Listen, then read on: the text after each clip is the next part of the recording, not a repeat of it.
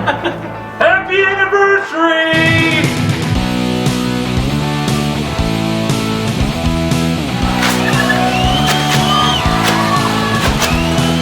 It is the 1-year anniversary of Monstrosities. Yay! I am joined here with Brian, B-Nap, and Carlos.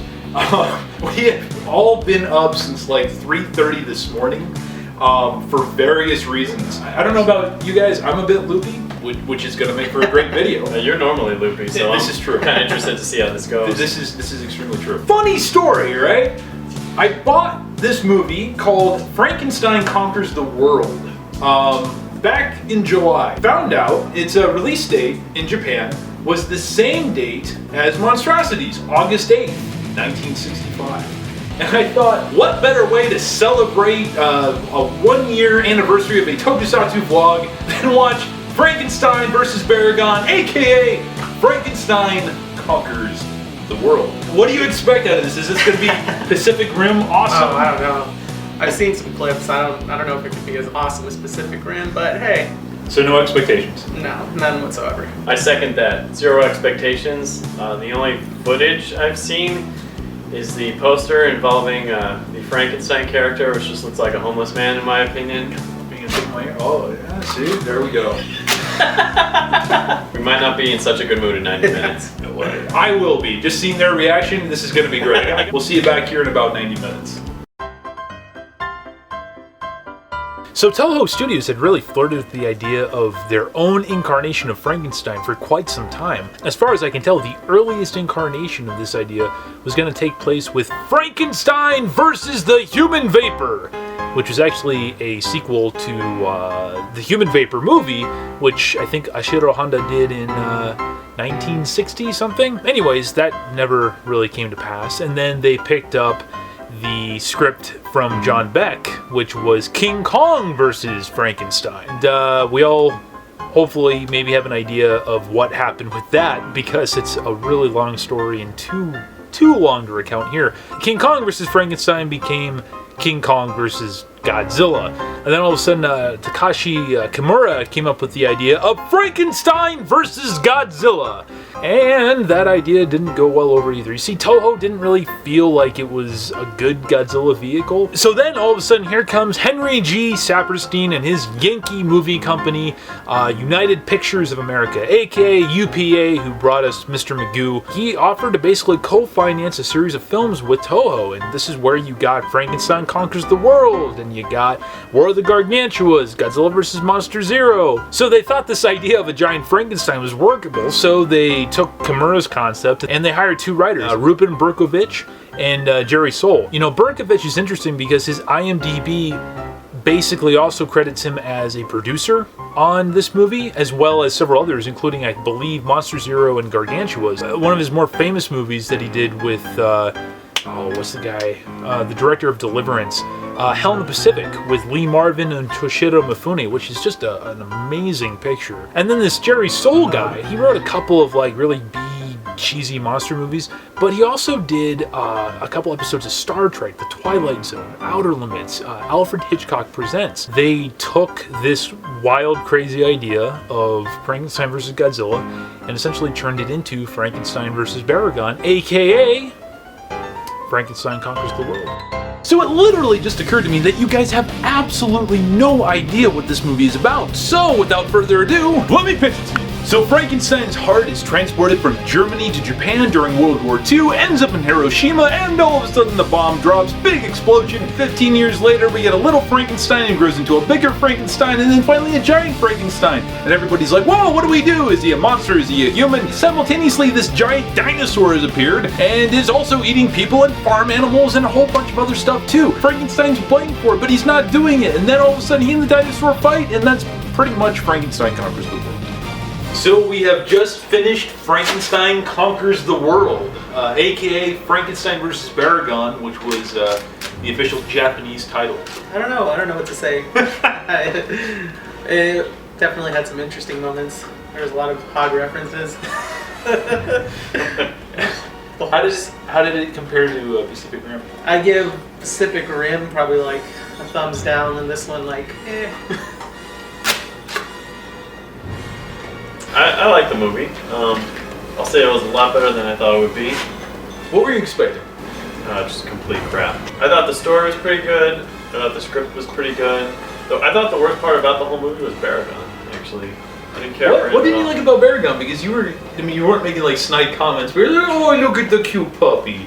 You know, like that's how he looks. He looks like an adorable. He's so fluffy. He has the floppy ears. You just want some kisses and play frisbee. It's a stupid monster. Its thing is it burrows. Whoop-de-doo. I could tell they wanted Godzilla in there because it breathed fire and it was lizard-like and prehistoric, but they were like, it's gotta be different. I thought the Frankenstein monster, it had its stupid moments, but not as bad as I thought it would be. He was said to be Caucasian, but when he was very, very clearly Asian. Did you guys think that this movie was a little creepy, a little eerie, like the atmosphere it was trying to present? I think that's kind of eerie and creepy and a bit ominous. Wasn't it? Kind of, especially in the beginning when they're building up with the whole Frankenstein monster, the waif. Oh, yeah. It was a waif. I don't know if you guys knew that. They only said about 50,000 times. Yeah, I thought that was kind of creepy. You know, you see it like remnants of it just like eating farm animals. I think a hog at one point was there. One or two. The horse, yeah. Which are pretty terrible special effects, mind you.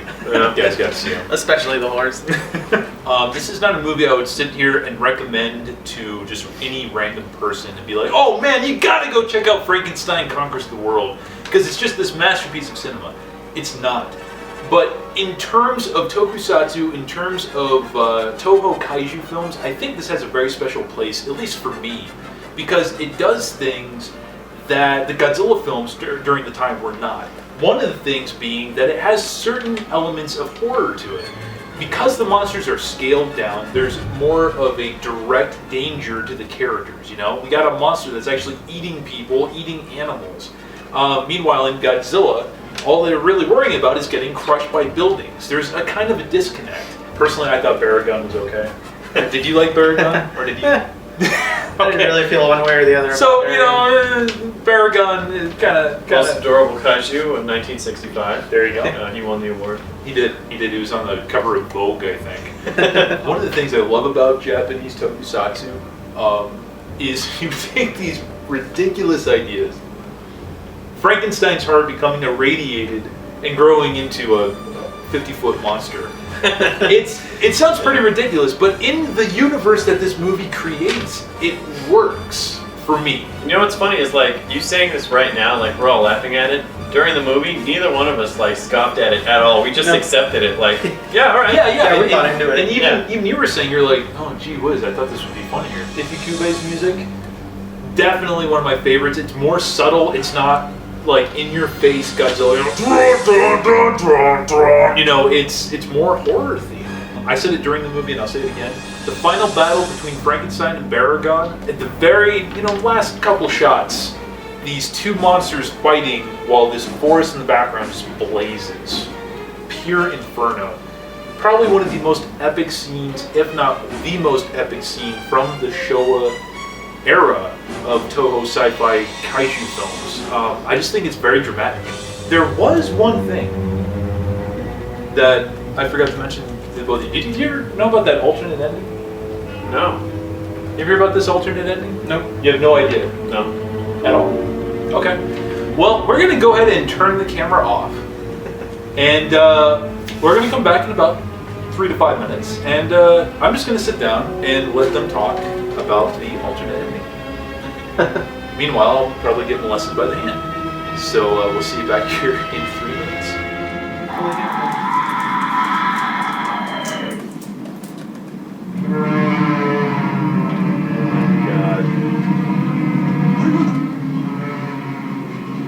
Is this from King Kong vs. Godzilla?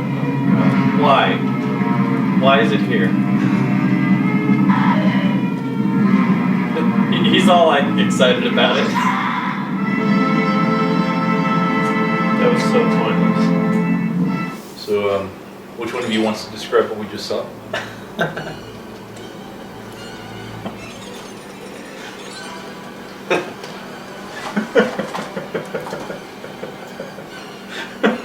So after Frankenstein kills Baragon, out of nowhere, this octopus shows up and is looking at Frankenstein. Frankenstein gets all excited and they start the battle. And then the octopus grabs Frankenstein and pulls him into the depths of a nearby lake. And everyone's like, oh, Frankenstein's dead. If that were the actual ending of the movie, it would have lost a star for me.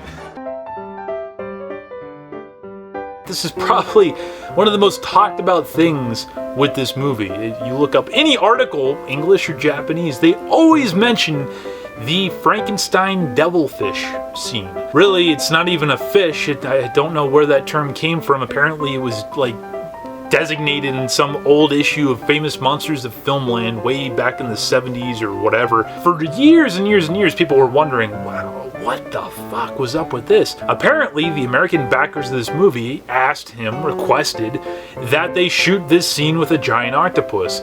And being the good director that he was and realizing that, hell, you know, this is an American co-production, so naturally we're going to do whatever the financial backers want us to do, even if it doesn't make a damn lick of sense. You see, even Honda was like, we don't get the logic of this, but okay, we're going to do it anyways. And they shot this scene. In fact, they didn't just shoot this scene with the octopus. They actually included the octopus again in the sequel, War of the Gargantuas, opening scene, giant octopus attack. The producers, possibly Saperstein, possibly somebody else, they really liked the giant octopus scene in King Kong vs. Godzilla. But anyways, they have this weird ending, and they don't even use it for the American release. Huh? You asked for it. Saperstein has been actually quoted as saying, well, we cut it because it just really wasn't that good. Dude, you're the one that requested it, right? So yeah, the Japanese version, the English version, you don't see this. From what I understand, I don't know if this is true or not, but apparently this ending is like the real ending because it's included in all of the other versions of Frankenstein Conquers the World. It just wasn't seen in the US or Japan. But I don't know if that's true. I haven't been able to verify that. But yeah, so there you go. Frankenstein versus the devilfish, aka the giant octopus. Don't ask me. Decent movie. It was. Again, I just was expecting nothing at all, and I was pleasantly surprised. I knew nothing about this movie going in, like I said. Well, how about we turn to you before I go on? I think you're really held back. You know, you're not ripping up posters, and you're not being like, oh man, he just M. Night Shyamalan his career with this movie. I've used that, by the way, since that night. That's good. It's good it's being used. It's a good movie. Are you saying it with a straight face? No, Look at the camera and say that was a good movie. It was probably more than I expected. You know, it wasn't because I didn't have any expectations whatsoever. So. Right. So the fact that I enjoyed it, you know, at least for the one showing, that says a lot. Honestly, this is not a good movie. Like I was saying before, this is not something I can sit here and recommend people on a usual conversational basis unless they have an interest in these kind of movies. But I do like this a lot. It hits something within me. I like the themes. I like what it does. It's different. Honda was obviously getting stuff, doing stuff in this movie that he wasn't being able to do in like Monster Zero. A little dark, a little more adult.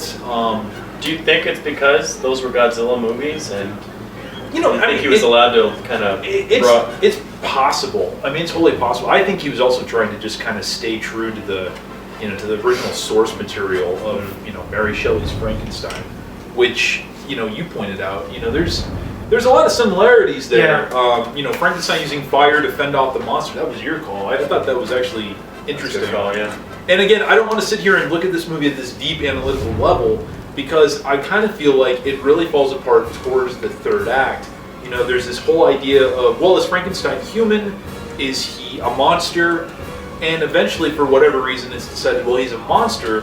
But I still think that the argument could be made that, no, he's actually human because he does save, people. He doesn't harm them. He saves the woman from Baragon. And he also saves that village from being basically trampled and as a all-you-can-eat buffet from the monster. I actually like that shot when Baragon was about to attack that woman. Frankenstein just comes in out of nowhere and totally King Kongs it. Yeah. I was like, wow, that's actually kind of cool. We didn't even talk about the battle. I don't think I liked it as much as you did. I like the length of it. It wasn't over Right. in like 2 minutes. It might have been the lengthiest one we've seen so far. Close to it. Certainly better than the third act of Godzilla vs. Mothra. I liked it. It was kind of like a wrestling match, you know? Which, if you're going to have one character be human, it kind of makes sense, you know? Right. I would have loved to have seen him jam a tree down Baragon's throat like King Kong did to Godzilla. One last thing I'll add about the battle, and there's a couple of Japanese sites that have actually said that they believe that this was a test run for basically what appeared in the Ultraman TV series. Basic same thing, guy in a humanoid bodysuit fighting rubber-suited monsters, and it's kind of hard not to see the parallels when you think of it in that fashion.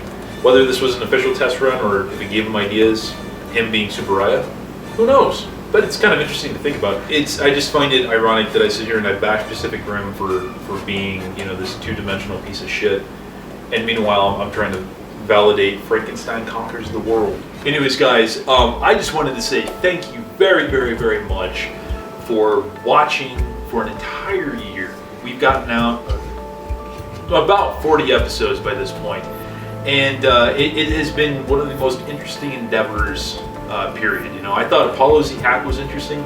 Monstrosities has opened up just a ton of things, interactions with people across the world, and bringing in friends to enjoy crazy crap like this. It's just been a hell of a lot of fun, and we're not going anywhere. We got an entire new year ahead of us.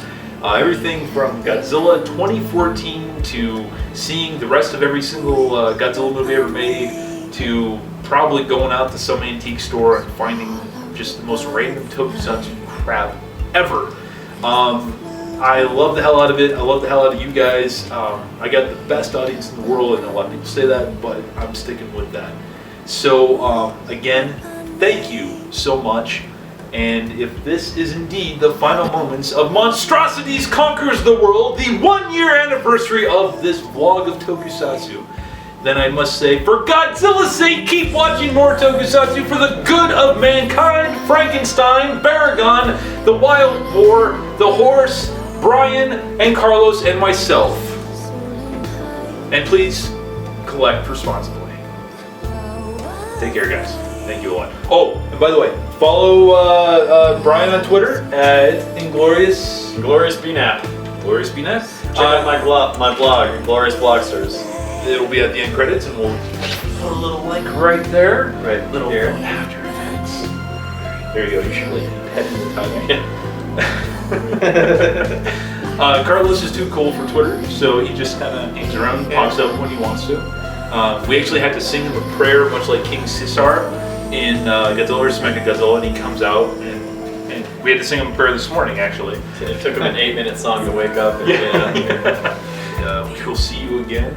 We're not on the couch, we'll be on somebody else's couch, probably his couch, talking about movies, or we'll be in the garage, or who the hell knows where else we'll be. So, see you later.